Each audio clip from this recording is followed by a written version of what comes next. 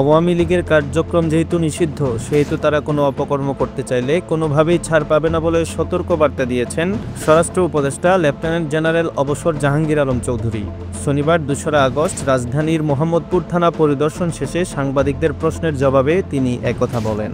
৫ই আগস্ট ঘিরে দেশে কোনো সংখ্যা রয়েছে কিনা জানতে চাইলে উপদেষ্টা বলেন, আল্লাহ চাইলে কোনো ধরনের শঙ্কা নেই। আপনারা যেভাবে সাহায্য সহযোগিতা করে যাচ্ছেন তাতে কোনো শঙ্কা নেই।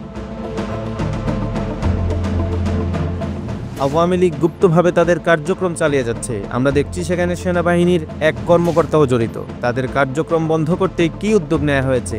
এক সাংবাদিকের এমন প্রশ্নের জবাবে তিনি বলেন, যে বাহিনীর যেই জড়িত থাকবে কাউকে ছাড় দেওয়া হবে না, সবাইকেই আইনের আওতায় নিয়ে আসা হবে।